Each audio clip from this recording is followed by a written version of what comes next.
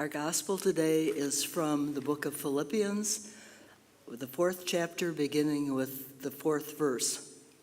The Apostle Paul writes, "Always be full of joy in the Lord. I say it again, rejoice. Let everyone see that you are considerate in all you do. Remember, the Lord is coming soon. Don't worry about anything. Instead, pray about everything. Tell God what you need and thank Him for all He has done. Then you'll experience God's peace, which exceeds anything we can understand. His peace will guard your hearts and minds as you live in Christ Jesus. And now, dear brothers and sisters, one final thing. Fix your thoughts on what is true and honorable and right and pure and lovely and admirable. Think about things that are excellent and worthy of praise. Keep putting into practice all you learned and received from me, everything you heard from me and saw me doing. Then the God of peace will be with you." Does that remind you of your confirmation verses? And also the other gospel passage is from Matthew 14, beginning at the 22nd verse. Immediately after this, Jesus insisted that his disciples get back into the boat and cross to the other side of the lake while he sent the people home. After sending them home, he went up to the hills by himself to pray. Night fell while he was there alone. Meanwhile, the disciples were in trouble far away from the land, for a strong wind had risen, and they were fighting heavy waves. About 3 o'clock in the morning, Jesus came toward them, walking on the water. When the disciples saw him walking on the water, they were terrified. In their fear, they cried out, "It's a ghost!" But Jesus spoke to them at once. "Don't be afraid," he said. "Take courage, I am here." Then Peter called to him, "Lord, if it is really you, tell me to come to you walking on the water." "Yes, come," Jesus said. So Peter went over to the side of the boat and walked on the water toward Jesus. But when he saw the strong wind and the waves, he was terrified and began to sink. "Save me, Lord," he shouted.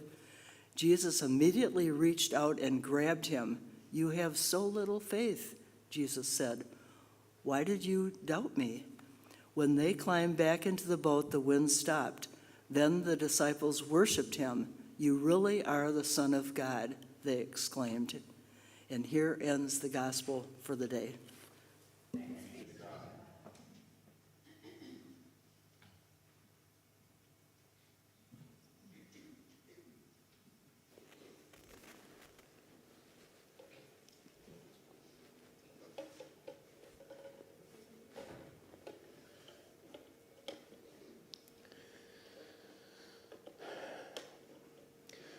Well, the past month we've been talking about dealing with life's storms. And as I've said, the truth is we all face storms in our lives. There isn't any one of us who doesn't. And I'd actually like you to think about this. How many of you are facing one or more of these types of storms right now? And you don't have to make any type of gesture or recognition. But think about it. How many of you are facing these types of storms right now? Health, finances, relational storms, cultural, political. You see, the truth is small storms often occur daily. And large ones may occur less often, but when they do come, they hit us like a ton of bricks, or they can. And so today I'm going to finish this discussion on the storms of life with these very important passages. You see, the truth is God wants us to be protected when the storms of life come our way. And we should never doubt that. He does not want us to go into our storms unprotected. And we see that with the very existence of these passages. Their beauty to us is like people getting an advance warning of a coming storm, kind of like Hurricane Milton. You see, if people are warned ahead of time, then they have the opportunity to storm-proof their homes,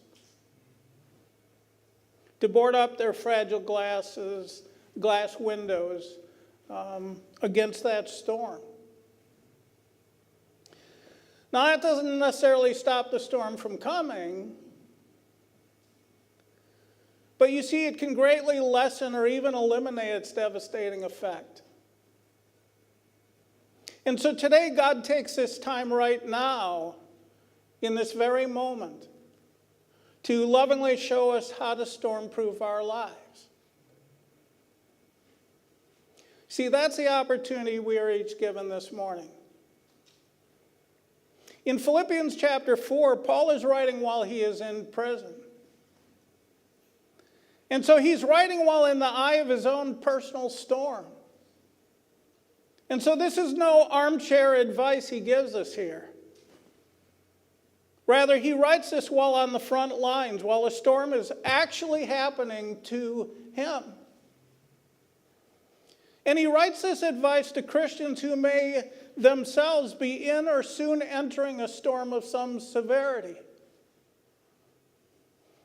In Matthew chapter 14, our second lesson, we get front row seats on a boat in a real storm, an actual life and death struggle. And it too has much to show us about handling our own personal storms. And so let's take a look at these. To me, the question for today is, how do we storm-proof our lives? The first thing Paul mentions in his lesson is a conscious turning away from worry. And I want to emphasize that it's a conscious turning away from worry and a turning to something so much better. Something that should take the place of worry in our lives. In verse 6, Paul writes, "Don't worry about anything."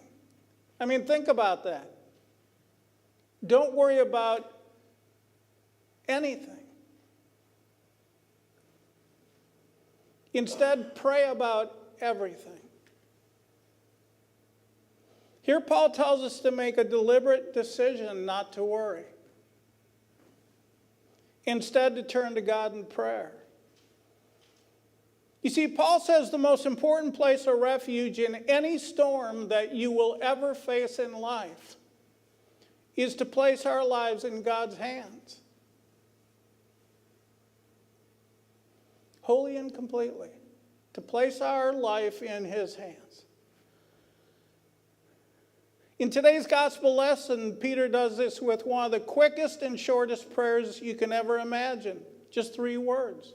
Save me, Lord. But you see, in those 3 words, he takes his focus off of the storm. And instead places his focus completely on Jesus. He turns to the one who can calm the storms, who has the power over the wind and the rain, and who has the power over absolutely everything without exception, without limitation.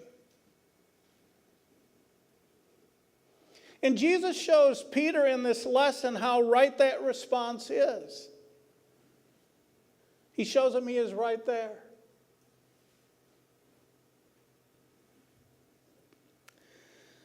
And I want to tell you, he has promised all of us that it is no different with us. In our storms, he is right there. You don't need to go looking for him, he's right there. And Paul talks about what this conscious refusing to worry and instead turning to God can give us. And to see, take a look at verse 7. He writes, then you will experience God's peace, which exceeds anything we can understand. His peace will guard your hearts and minds.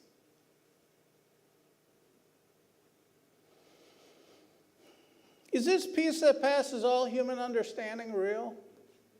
Yes. Can we have peace in our storms? Absolutely.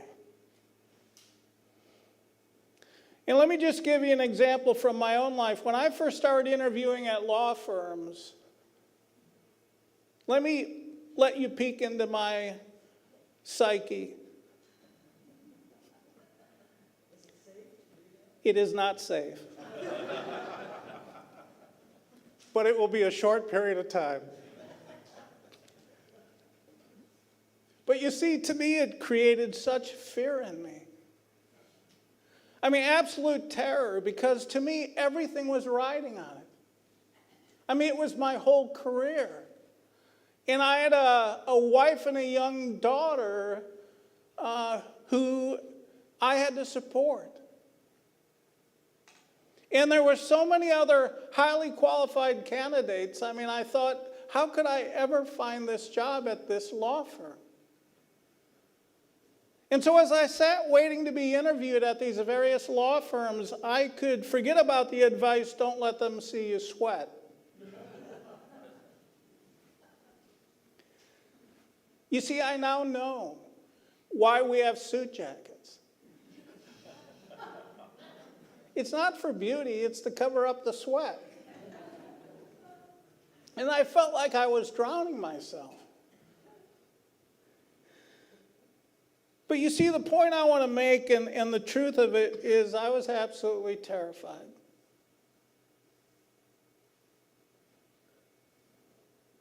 But one thing I'll never forget was while I was waiting to enter those storms, I would pray to God for him to please help me. Save me. And the only way I can describe it is a perfect calm would instantly fall over me. It was a feeling way beyond normal, where you say, oh, I'm at peace. No, it just fell on me like a cloak.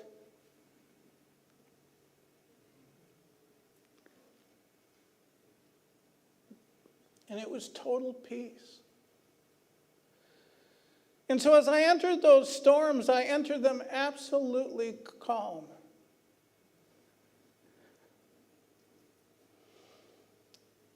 And he gave me that peace. And so I want you to know that every time I pray, I don't get that peace. And I guess if I had to be honest, even though we're live streaming this, if I had to be honest, it's because I often oddly fight to maintain my freedom to worry. As odd as that sounds, I fight to have my freedom to worry. But you see, Jesus is always there inviting me to trust him. And so Paul tells us, don't worry about anything. Instead, pray about everything. That is always our first step to storm-proofing our lives. And I want you to know that that's always our first step. A choosing to consciously replace worry with a turning to God. And placing our lives squarely in his hands. And trusting him. And I've found that there's nothing better than that. Nothing. You can go to any self-help book aisle. You can go to any herbal medicines. I don't care what you do. There's nothing better than the peace of God that comes through prayer. But Paul doesn't stop there. In verse 8, if you want to take a look, he writes about something else that can help us storm-proof our lives.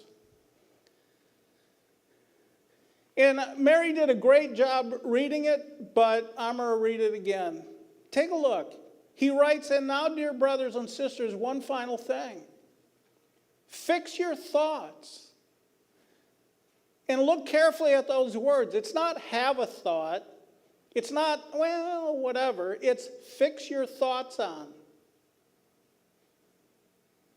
Fix your thoughts on what is true and honorable and right and pure and lovely and admirable.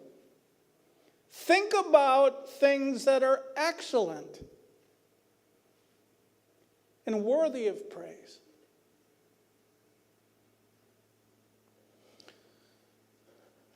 What a statement. You see, there's a phrase, you are what you eat. I know, scary thought, right? But here Paul says, you are also what you allow yourself to think about. Have any of you ever seen the movie Ben-Hur with Charlton Heston? I know they have a more recent one, but the one with Charlton Heston. Well, if you have, in one scene, you may remember this, a Roman leader is frustrated that the Jewish people's focus is on God. And so he asks another Roman leader, Messala, how he can change that. How he can get someone to not think about something. And the other Roman leader simply says, with another idea. You see, he was advising that he needed to fill their minds with something else. It was not enough to just remove a thought. It was also important to fill that now empty space with something else. You see, the same is true with our storms. Here Paul tells us not only to not worry and call on Jesus in prayer, but in addition to fill our minds each day with the right things. To feed it the right diet of thoughts. You see, each morning we can get up and we can fill our minds with the storms in our life. You know, one thing I try to avoid at all costs is getting up in the morning and looking at my to-do list. Or thinking about, well, what was the thing that I should be concerned about? Because you see, those storms can become so powerful that they capture our attention and keep us fixated on them. And when we're living in stormy times, if we're not careful, there is always some problem that can grab our attention and capture our minds.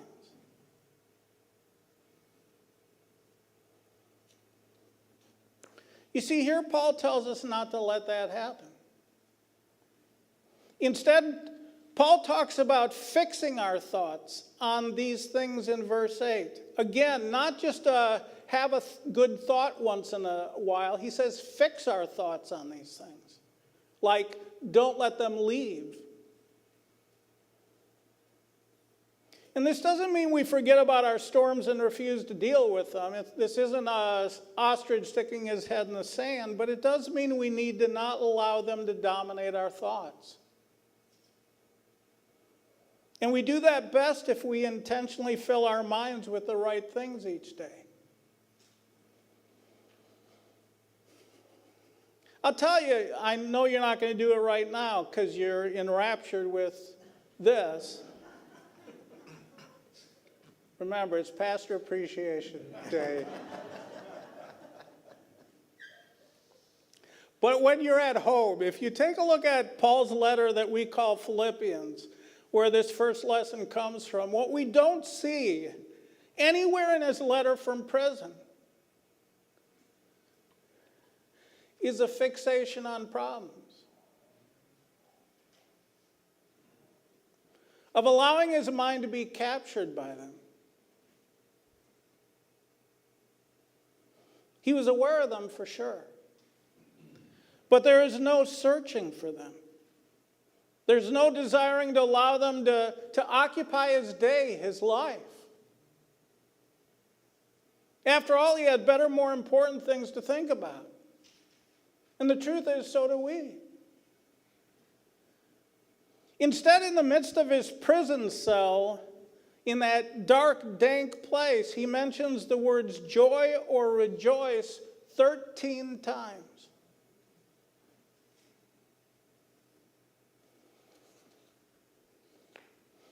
You see, even in the midst of his storm, he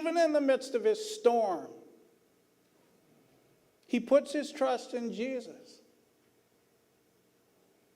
And he keeps his eyes on the good things in God's creation and in God's plan for him. You see, that's where he fixes his mind each day. And we are advised to do the same. You see, these things, if you take a look in Paul's list here, they keep us grounded in the good things of God. Take a look at that list and take a look at those terms, and you'll find that they keep us grounded in the good things of God. We are encouraged to remember that God didn't create us to just fixate on problems. I mean, that's not why God created humankind. Let me create man in our own image so that they can spend their lives fixating on problems. That's my translation. He didn't do that. Instead, God gave us this day to live in him, to walk in his ways, and to rejoice and be glad in it. To get our minds focused on God and his path for us today. Because he has wonderful things for us, even on stormy days. And so we should be very deliberate in what we fix our thoughts on each and every day.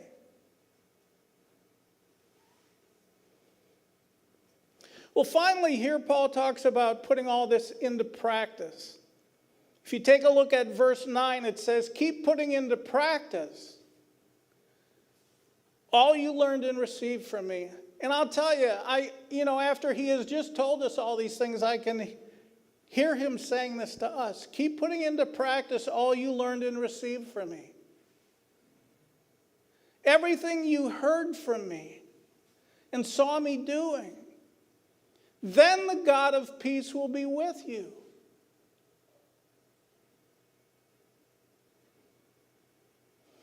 Now, this may seem a little like Captain Obvious, but in reality, we often don't do this. You see, my problem, if you want to know my problem, and I know we're live streaming, so if you want to know my problem,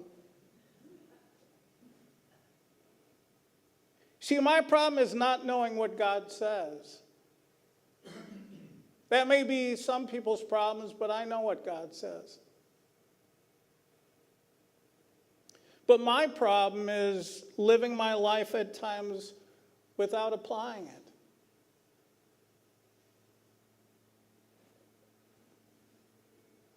To me, it's kind of like when you're warned of a storm and you've got this plywood to go up on your windowsills, and it just sits there on the floor next to the box of nails waiting to be installed.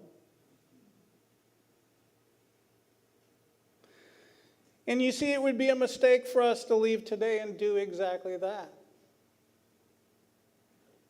And so Paul reminds us to keep putting into practice these things. I'm going to end this with just a concise recap.